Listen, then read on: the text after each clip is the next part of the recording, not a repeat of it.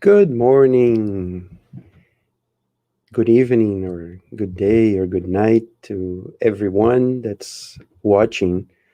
I am live here from Massachusetts, and my name is Mackenzie Melo, as you might see down here somewhere.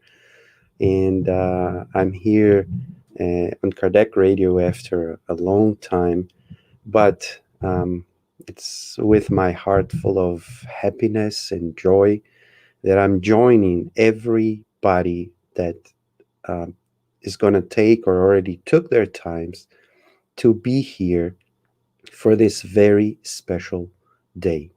It is, of course, a very special day for the country that we are living in right now, the United States. It's the 4th of July. It's the Independence Day. But also it's a very happy day for Kardec Radio. It's 10 years that the first transmission was on air live 10 years ago, 2011. And everybody that's joining us tonight or today or whatever the time that they're going to talk from, is, um, I guess, helping and being helped by Kardec Radio. And as you might see, maybe I'm still sleepy because I'm speaking too slow. But to everyone that know me, I speak slowly sometimes. Sometimes I speak a little fast. But I'm very happy and glad to be here, being invited by my dear friend Vanessa, who is heading this effort of bringing Spiritism, the message, the consoling message of Jesus through the lenses of Spiritism, of the idea of the certainty that we are more than just this flesh, this body that we have. We are spirits, we are immortal spirits that are living temporarily under these circumstances of being incarnated, being in a body, in a physical body, in a physical existence.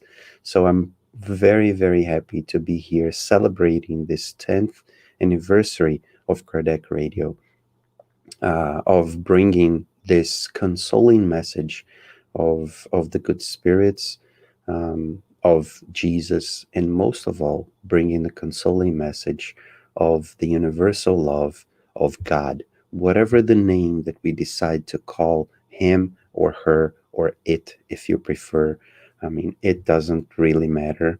I find it to be um, truly a true blessing when we reach a point in our lives where we are able to understand, in more than to understand, to comprehend, but also more than to comprehend, to feel. And maybe all these together, because although we speak about comprehension, understanding, and feeling, if we want to be whole, if we want to be one, we need to be all these three things together at the same time: to understand, to comprehend, and to feel, so that we may act upon the teachings and act upon this love that's above us all. So when we do that, when we understand it, we comprehend and we feel that there's this God that created us, that gives us our sustenance,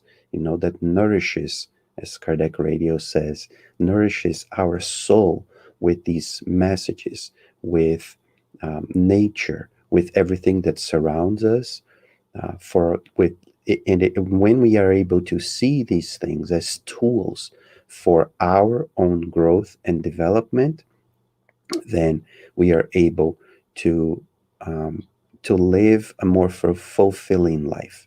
So, with this introduction, which is not already too brief, I was hoping that I would be able to say these initial words a little bit quicker. And I see Vanessa made a comment here. Hi, dear Mac. Thank you for being a great friend on the good at Kardec Radio. Thank you, Vanessa, for inviting me, for being there for all of us who are um, giving a little bit to Kardec Radio, because it's been giving us so much. It's been giving us, um, all this airtime of goodness, of messages, of people, of laughter, of joy, of seeing friends, speaking about spiritism in English. It is very refreshing and very rewarding. So with this, I'd like to invite you to close your eyes for just 1 second, if you will, and if you please, to say a brief prayer, a very brief prayer to God, just to say, God, thank you. We are very, very grateful for you to be in our lives, but most of all, for giving us the opportunity of being alive in this body at this moment, be it of trials, be it of happiness. It doesn't matter, because when we understand that life is about continuing, it's not about giving up, we continue to walk, to glide, to swim, to move towards you, towards your love. So thank you, God, for being there for us at all times. And may your blessings be with us now and always. So be it. So, when Vanessa, a while ago or a few weeks ago, invited me to be here, she said that she also wanted us to be here, or me to be here, with a dear friend of mine, which Francisca Kranz, now Francisca Fehrenbach. She got married, and now she has 3 kids of her own, and she's expecting the fourth baby. And because of that, she wasn't able to be here. She's due, any day, and she's very, very busy. She lives in Germany, and I when we together, me and friend, we were doing a program at Kardec Radio. We spent um, so many days and so many hours thinking about the books of Andre Lewis, No Solar, Sex and Destiny, and also we did Jesus in the Home, and it was very, very. What can I say? I mean, I always told her that I was so glad that she invited me to come together to Kardec Radio to do something, because it made me grow so much to study. And although at in the beginning I felt as if I was giving something to people, I actually got a lot from people. I got a lot from the books. I got a lot from friends. I got a lot from a lot of friends that came and left messages and saying that they were liking the messages and the studies, and that makes us understand the power that spiritism and that this message, this consoling message, is to all of us. It gives us hope. It gives us the joy of being able to see in other people's lives the impact that we also feel in our own lives. And today, with this anniversary, I'd like to celebrate. I wish I could celebrate it with Fran here, but as I said, she is busy. But I decided to come anyways, because and to bring her message to the message of continuing. Right now, she's giving birth to another hope for Earth. It's the fourth hope in her own family. It's her fourth son or daughter that will come very soon, so that we can help bring more joy and more love to this world. And today, to celebrate this day, and I promise that I'll keep it short, or as short as I'm able to. as you as you see, when I start speaking, maybe people say, "Oh, you don't speak a lot at home," and that's true. I don't speak a lot at home, but apparently, when I'm talking about the message of Spiritism, I don't know. I just start babbling and speaking a lot. So uh, I would like to share two things today, and hopefully you'll be able to get a lot from it, as I am able to get when when I'm burdened, when I am weary, as the gospel says, or when I'm tired. And everybody gets tired. It doesn't matter where, it doesn't matter how old we are, everybody gets tired. But it's not about getting tired, it's about knowing that there's a consolation at the end, right? It's knowing that there's an end. There's a good end. There's a saying in Portuguese, my mother language, uh, from a Brazilian author.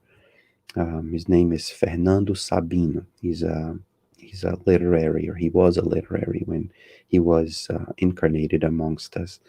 That he says, uh, everything is gonna be all right at the end.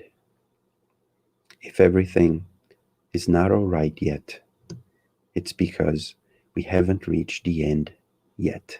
And I love this saying. I love this message because it gives us the kind of hope that Spiritism shows us, that Jesus promised us.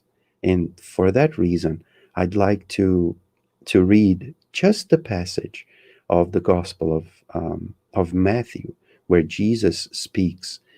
It's on chapter 11, verses 28 to 30. It's on what I'm reading from, the Gospel According to Spiritism by Allan Kardec, and from chapter 6. It's the beginning of the chapter, which is entitled Christ the Consoler. And the message is the following: Come to me, all you who are weary and burdened, and I will give you rest. Take my yoke upon you and learn from me, for I am gentle and humble in heart, and you will find rest for your souls. For my yoke is easy and my burden is light. And that's Jesus's promise. He didn't promise that he would give us no yoke. He didn't promise that life would not have or be a burden. What he said was that his yoke was easy and his burden is light. And that to me says a lot about life itself. You may not, I don't know who is watching, I don't know who will watch, if they are Christians or if they follow the Bible, if they read the Bible or not. That is not the point. When we see a message like this from this great teacher, from one of the greatest, although we don't call him that often, that don't give him that name or position, or however we want to call it, of being a philosopher, but a great philosopher, but more than a philosopher, a person that lived by the message that he was saying, was putting forth. He was the personification. He was as if we took all the message that we read and that we hear that comes from him, not our interpretation of his message, but the message that came from him. And he lived, he was a the living. You see, if we see a movie of a person's life, oh, that's a representation of that life, right? Jesus in person, while he was here with us, he was the personification of that love. And that's why we call Jesus, in our view, love incarnate, because he was hard when he needed to be hard, but he was soft when he needed to be soft. Because love is not just about agreeing with everybody that someone does, with everything that someone does. It is about putting forth everything that's needed for our lives to be fulfilling in God's love. And so when he needed to say something that would probably and sometimes not be taken well by some people, he would say it. But he would say it with love, the way it is and it needs to be said. And that's our plight, our fight, our um, what we need to learn how to do the same. If we have to talk to someone, then we talk to that person um, without insulting the person. Even if we have to say something harsh, but we don't say it with hatred or with a bad feeling in our heart, with a bad sentiment in our hearts.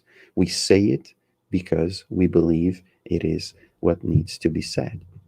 And that's how life in general, or I would say not in general, life with capital L, or in that's together with love, that's what life and love does to us at all times.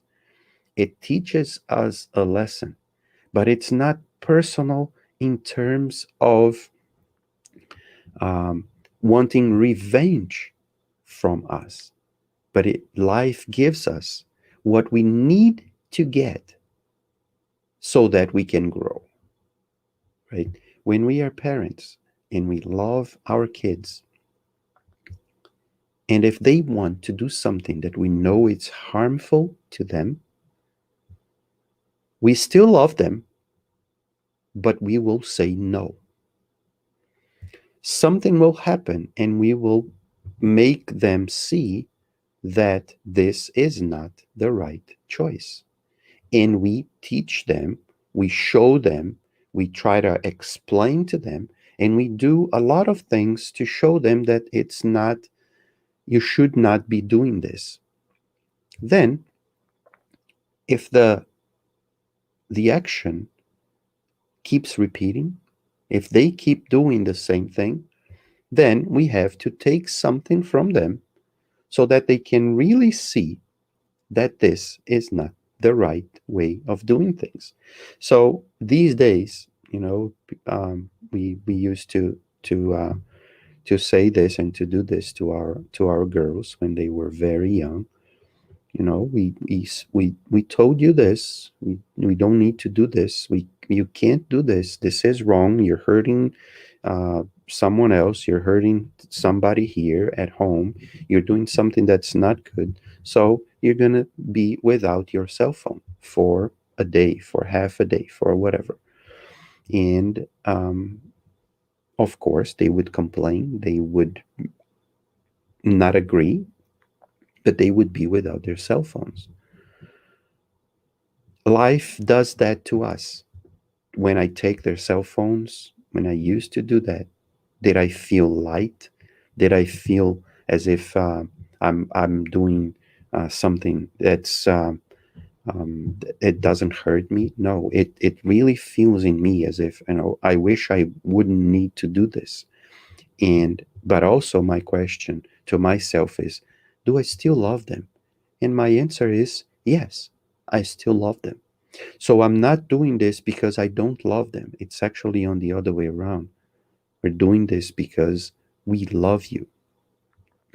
And When I think about this, right, and I compare this to what life gives us, to what I receive from life, I can kind of relate and understand that if I'm getting something from life, and if I really understand, like I said in the beginning, that God is this loving person, or if I want to call him a person or her a person, or this idea of God is this loving entity that puts forth something for us that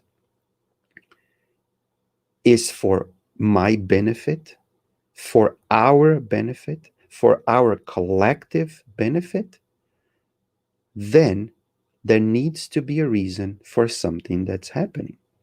I may not be able to understand it as a kid, as a child, will not be able to understand certain decisions from their parents. Nevertheless, there is a reason. It doesn't matter if I understand or if I don't understand. There is a reason. One of life's meanings is to find reasons to things. And if we keep this curiosity of trying to find reason in things, for things, why things are happening, we will be always on the lookout for something better, for something that can help us, that can uh, bring us to be removed or to remove ourselves from the situation that I am in at that specific moment, be it of tremendous suffering, be of a small suffering, or even sometimes when we are very, very happy and that we feel like we can burst of happiness and we want that to last for a long time, then um, we can keep going and bring that happiness not only to us at that moment, but bring that happiness with time to other people and to myself in the future as well. So it is interesting that when we are living a happy moment, for example, right, and if we can encapsulate that in our minds and like imprint that feeling in our souls in the future, Mackenzie, 5 years from now, when I'm at a moment of despair or of hopelessness or of sadness, then I can at that moment bring back this Mackenzie from 5 years in the past and bring it back and pluck it in and say, hey, I had that moment in the past. And that, why did I get to that moment? How did I get to that happiness? And then that happiness from the past will make Mike Mackenzie from the future to be able to feel that warmth and that love again irradiating from the past to me in the future. So we have to cherish every moment. And if we had a bad moment in the past that already passed, that's already back there, and we can look back and say, hey, okay, I already had a moment similar to that in the past, right? And now I'm here better than I was there. How did I get through? Then we look to the future and we say, I will be able once again to move from this moment of sadness to a better moment in the future because I already suffered in the past. So everywhere, in every way we look, we are able to understand that understanding that everything is for a reason, which is for our, improvement. Everything is light. Everything is or the yoke as we read is light, um, is easy, and the burden is light because this understanding of love being with us when Jesus says that he will bear his burden, right, and his yoke, uh, he's saying, life gives you whatever you need to learn, and I am here by your side trying to show you that we can all go through these. difficult times, learning from the past and getting and doing better in the future. And through time, independent independently of what is coming to us, we can use whatever is reaching us, is getting to us or reaching us. We can gather that amount of stuff, of things, of information, and turn those things, turn that those bits and pieces of information into something that I am building, either to protect me again from the same type of things that is throwing at us in this moment, or at this moment, for example, the pandemic, the suffering that we are all feeling, some people more, some people less, but we are all at the same boat, which is planet Earth, right?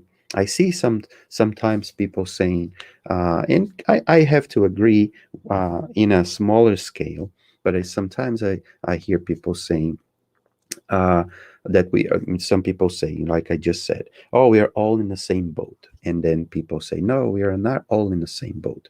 We are at the same sea, but we are in different boats. In a small scale, that is true, right? Because, depending on where I am in the world, of in the social position that I am in the world, of course, these are differences, but nevertheless, right? We are at the same sea. And some people will say, oh, but some people are in the Atlantic Ocean, some people are in the Pacific Ocean, some people are inland, are not even in the ocean, are on Lake Mississippi or Mississippi River or whatever, the Lake Erie, or are on land. So we're not talking about, and I guess that when we try to make these witty comments, it's I don't know, maybe it's just to make fun of things, but sometimes it more, it, instead of giving more things for us, it takes from us, I feel sometimes. So that's why when I hear that, I say, we're at the same boat. It doesn't matter at this moment right now, and people, I can almost hear people thinking, and when I'm what I'm going to say, and then they say, we're in the same boat. When I say that we are all humans and we are all at the same planet, right? We are all on Earth. And then some people say, and could say, what about the astronauts? Then the argument could go forever, but the point that I'm trying to make is we are all under the same types of laws. And when we say that we are all under the same boat, we know what we are saying, or we want to convey. So the idea here is that we are all going through the motions of life. Some people were more affected by the pandemic in this country. Some people are more affected by the pandemic in a different country. I am from Brazil, for example. Here in the United States at this moment, the pandemic itself, I mean, the disease itself, it's reducing the number of cases. We have some worries still, but it is much more controlled, thanks to the efforts of scientists that are looking for a reason and for causes, but more than that, looking for ways to solve the problem through medicine, which is a science of that God gave us as well. So we can use it for our own benefit, for our own growth. We have to know limits and so on, but this is a discussion for a different time. But it is very important that the vaccines are out there. People are getting better. Less people are getting sick. This is in this country. But what about other countries, right? Where I'm from, Brazil is still going through a huge numbers of people getting infected and people getting sick, and close friends, getting close to death, and ravaging families, as it was here and as it is here. Some people here, are still suffering because of this, and we cannot put it aside yet. If not from a physical point of view, must but also and mainly from a psychological or spiritual point of view, a lot of us are still struggling with the with everything that came from it. For example, um, um, the sense of loneliness that to some point we got also, and because we don't have the social life we had before, now we have to look more on the inside and what's on the inside, and then that's troublesome too. So that's why it is so important. And of course, we're going to talk about Kardec radio because that's where we are right now. So that's why it's important to have a Kardec radio out there for us. It's not for the others, it's for us, right? If others are able to use what these reflections, these thoughts, these ideas on their own lives and get something good from it, and keep going in a better way, that's awesome. That's even better. But we have to understand that everything that we learn, everything that we read, everything that we watch, everything that life throws at us is an opportunity of teaching that God is giving us, but of teaching not for us to learn and teach others, but for us to learn and use it in our own lives. So if you came here right now by chance and are watching by chance this video, hopefully, anything that you were watching, if even if it's this video or if it's anything else, use that thing that you're watching, that you're seeing, as a learning tool, as what can I do with that to improve my personal life? Not in spite of others, not with causing trouble and harm to others, but actually being with others as well, if possible, to do something with them to improve our personal lives and their lives as well. So when life throws us, and um, the English saying is clear on that. If life throws you lemons, right? Oh, don't throw rocks at me, because if you throw rocks at me, I might build myself a castle. That's a posture in life, that's the posture in life that spiritism, that Jesus tries to instill on us. The idea that there will be problems. Jesus never said that things will be only sunny all the time, right? We just read the message of Christ the Consoler, the chapter on the Gospel according to Spiritism, right? Come to me, you're going to be able to rest a little bit, to rest, right? But he didn't say that you will rest forever. And he didn't say that there will be no yoke or no burden. He didn't say that there will be no troubles. No, that's not what he said. He said that there will be troubles. But with me, with this idea of love, of knowledge, of understanding, of comprehending, of feeling this love, we are able to maybe lift the heavy load with more strength. So it's not about being heavy, what we are getting.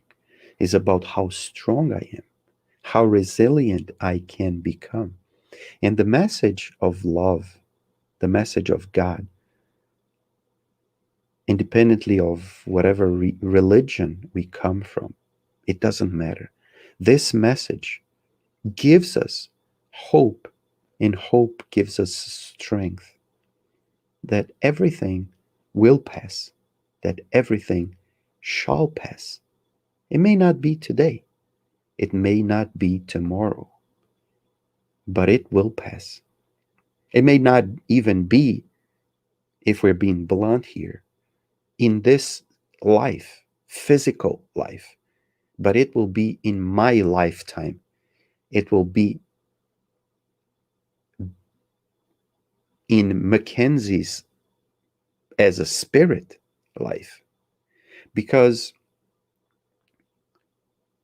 like I said, it's not over if it's not good yet. It will be good at one point, and we can be certain of that because we've seen so many people go through the motions of life, and even in deep suffering, bring a message of hope because they understood what it is, how it is, and what it will be like in the future. And for that, I want to bring one example out of a book that is turning 80 years old. I guess it's by now, which is this book right here, which is an awesome book, Paul and Stephen, by the Spirit Emmanuel, as you can see here, and Francisco Cândido Xavier, as we say it in Portuguese, or Chico Xavier, whatever you want to call him. He doesn't really matter, I guess. He doesn't really uh, care. You know, as of right now, he's discarnated as well. We don't know how he calls himself on the after he died. Of course, if he would show up to us for us to recognize him, he would call himself Chico Xavier. But what's in a name if I can call myself Chico Xavier and say, "Oh, I am Chico Xavier," and who is Chico Xavier, right? So it's not the name; it's what comes from within. But the message or the thing that I want to share about this book, and we often talk about Paul because, of course, he's the great one, you know, the great journeyman that that was able to spread Jesus's world outside of Judaism. He went all over the world, at least a big part of the world as it was known 2000 years ago. He traveled a lot to bring Jesus's message to Rome, to Greece, to a lots of other people. And but there are other characters, which we say characters in the book, but other people that actually lived at the time and that are talked about on this wonderful, book, Paul and Stephen. That we hear people talk about them, but of course we talk much more about Paul than any other person here in the book. But I'd like to talk a little bit about Stephen, which is the guy that, and it is known in Christianity as the first martyr, the first person that was killed in the name of Jesus because he was a follower of Jesus, and based on other books by Chico Xavier, psychographed by Chico Xavier and written by the Spirit Emmanuel, he might not have been um, the first martyr, but he was the great martyr because his life is just so amazing. By it was a very short life, physically speaking, here on Earth. He would say, I'm not um, a person that really does deep studies on the gospel, so I don't know the age, but I'd say that he was in his 20s when he died. And but his life brought so much weight to what Paul was and to what Paul became. He was called Saul prior to his transformation, his inner transformation. Then he became Paul later on, and I guess that you all know this. But the way Stephen stood up to him before Stephen was dead, and also the way the way Stephen stood up with Paul after Stephen was dead, joining Paul in his effort to bring Jesus' message all around. It was, um, I want to talk a little bit about Stephen so that we can understand that even though we might be facing troubles, we might be facing difficulties, trials, tribulations, when we have love in our hearts, when we make the effort to bring love to our hearts, these trials and tribulations will not go away. This I must say, will not go away. At least not immediately, but they will be less burdensome. The burden will be light, as Jesus says. Stephen was a Greek man. His name, but he lived in Corinth, which is in Greece, and but he was a Jew, and his name was Jeziel. I don't know how to say it in English. I mean, it's written Jeziel, but maybe some people would pronounce it differently. I don't know. And but from an early age, he got in being a Jew. What do we have to understand that today we get the Bible and we have the Old Testament and we have the New Testament, right? We have the sayings of Jesus and we have the sayings of the old prophets.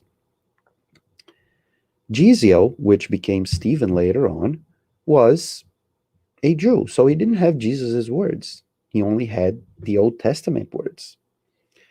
But Jeziel, or Stephen, I'm going to make it easy on me. I'm going to call him Stephen, even if when I'm talking about him being still a Jew.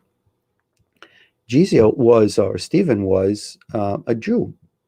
And but when we read Paul and Stephen, and we start seeing how Stephen deals with life, we will say, "Oh, how come he's doing this? Isn't he a Jew? Because he is acting as if he knows Jesus." So that to me says a lot about Stephen and says a lot about ourselves when we try to make the point of, oh, I'm a Christian, or I am a Jew, or I am a Muslim, or I am a Spiritist. In the end, it doesn't matter the label. What matters is what we do with the teachings that we get. Stephen is, if I may say it, and I know it is not 100% correct, but from our perspective, Jesus is the most Christian Jew that I've ever seen, even before Christianity existed. That is to say that Jesus' message is just the same as it would be on Mars, in Jupiter, or in another galaxy, in another world. Is the message of love. And that's what we got from the Old Testament, if we know where to look. And it is interesting in the beginning of the book where we see the relationship between Stephen, or Jeziel, and his father, Joshadeb. They are they were raised, and they are raised in the same religion, but they have different views on stuff. Stephen is much more relaxed and loving, where Jeziel looks way more to justice than to charity, let's say, if we want to make a comparison here. So he weighs, his hand weighs heavier on justice than on love. And Stephen tries a different approach and tries to make this this merging of justice and love, even before knowing Jesus. So he goes through a lot of trials. He is imprisoned, he is enslaved, he almost dies. He sees his father being killed, he sees his sister going away. He goes into gets sick and almost dies, but he never loses hope. because he knows and he feels as if there's something else out there, which there's always something else out there for us. That's why we should never lose hope. And he was right, and we will be right if we keep that flame lit in our hearts, knowing that there's always something else and there's always something good out there. If we came up to this moment, we won over all the battles that we fought up to this moment. So we keep fighting so that we win over the next battle and the next battle. And then we will rest, even if it's for a second, even if it's for 1 minute. I'm reading a book right now, and that is so powerful, so powerful, talking that talks about, the life of this man, which became the a psychotherapist, and he was a doctor before, and he went through the concentration camps during World War II, and he went to Auschwitz, and he went to Dachau, and he survived.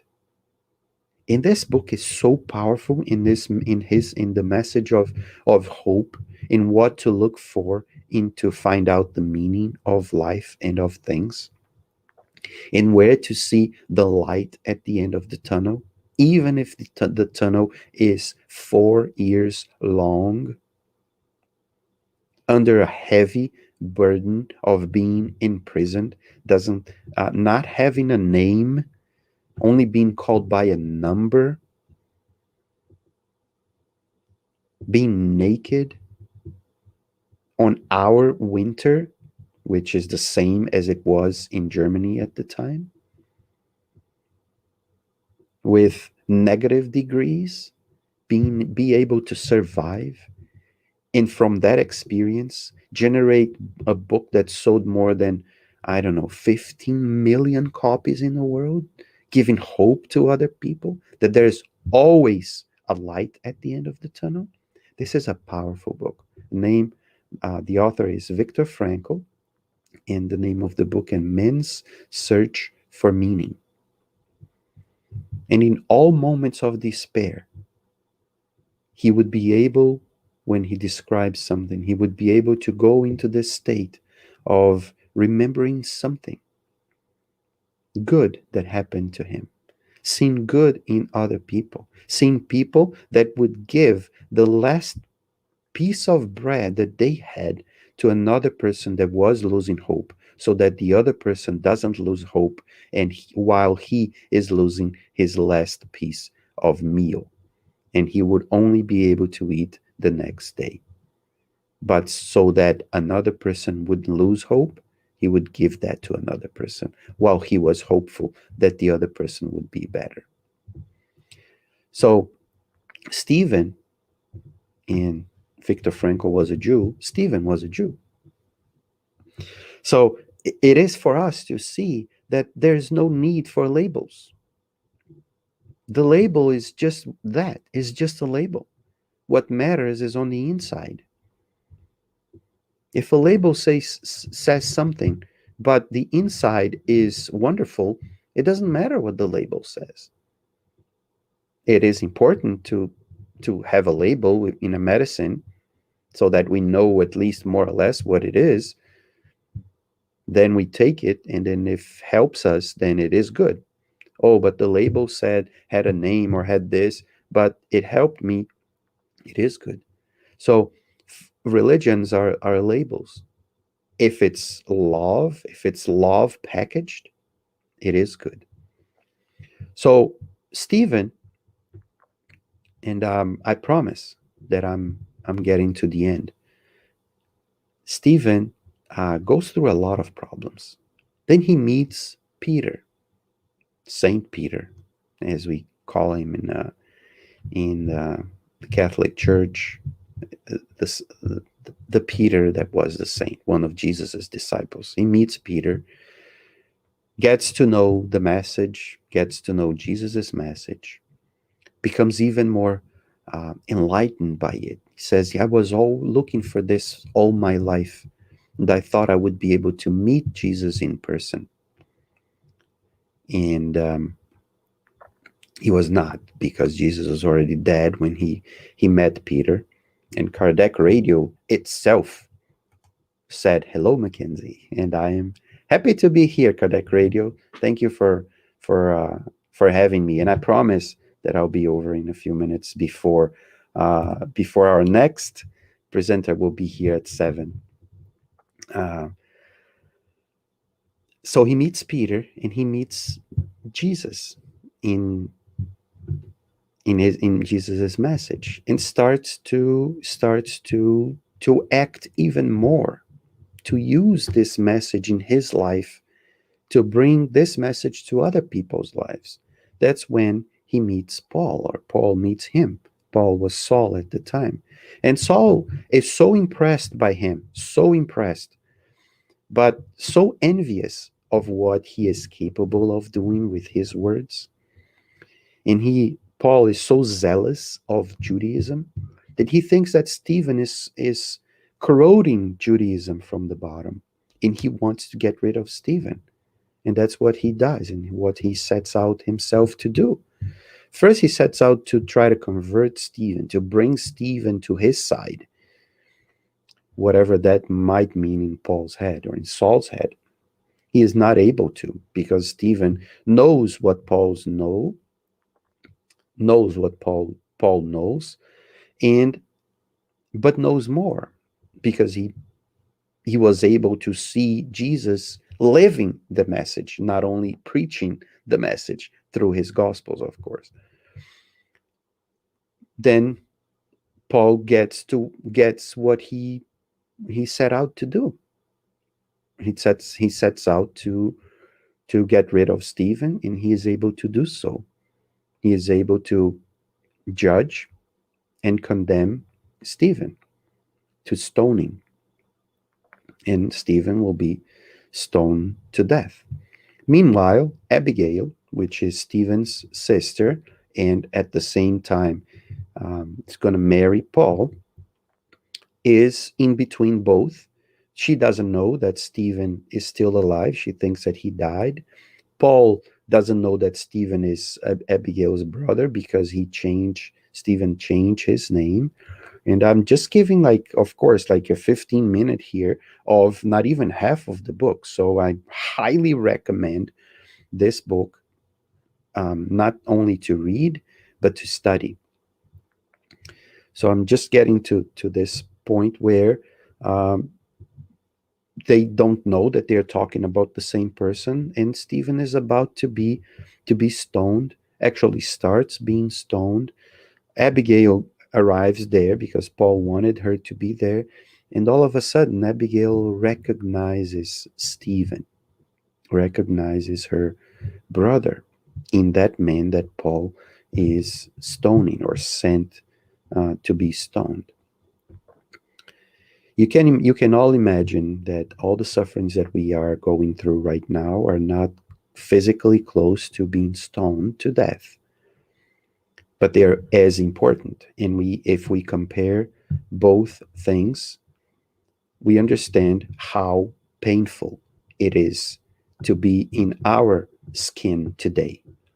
So I'm saying that it is not the same, but at the same time, I'm saying it is the same. So if you are suffering right now, think that it is as if I'm comparing it to being stoned. To say that I care, and to say that it is important for you to reach out for help.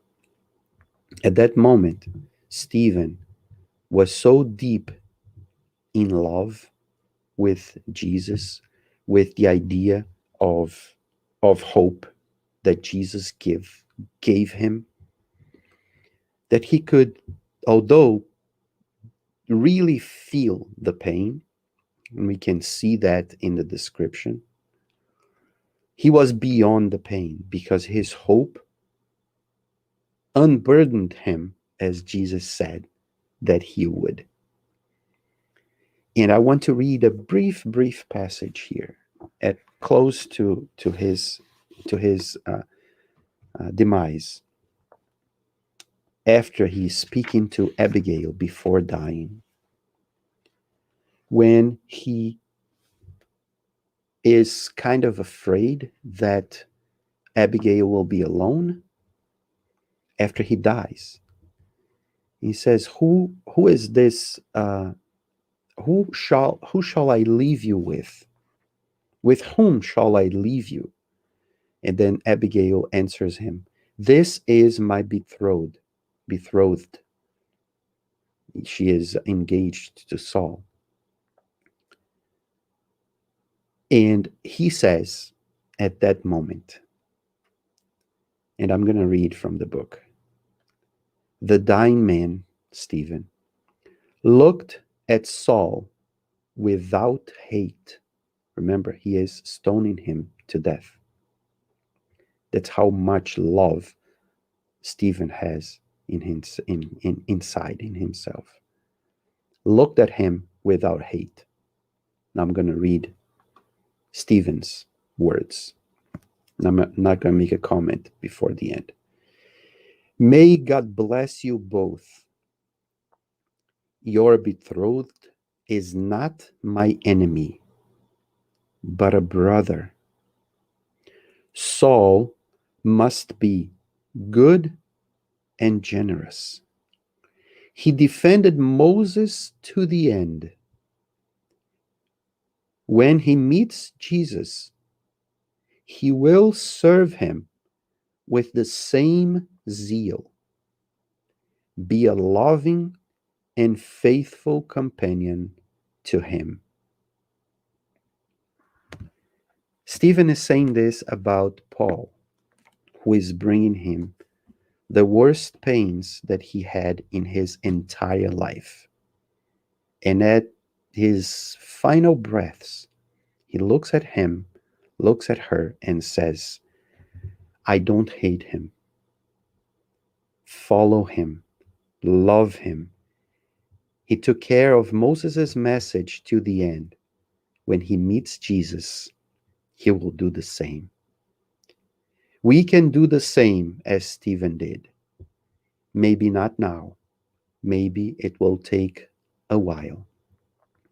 But when we truly meet Jesus, our burdens, our yoke will be light. We will be able to glide through life hoping for a better future because we know that there's a better future for all of us. Paul and Stephen's message, Viktor Frankl's message, most of all, Jesus' message, show us that life is worth living, that there's no space in life for giving up. Thank God we have all these messages today, and we have all these messages today because we were all able to live through it, and they were all able to live through it. I know you can also live through it. So let's live through life with Jesus in our hearts, with God in our minds. And I'd like to thank God for everything that we've been having, we've been receiving, and thank God and ask God to bless us all and bless Kardec Radio on its 10th anniversary. God bless you all. God bless us all. And have a great 4th. And may you all and may us all have a great life. Thank you, Kardec Radio. Thank you, God. And may God bless us all.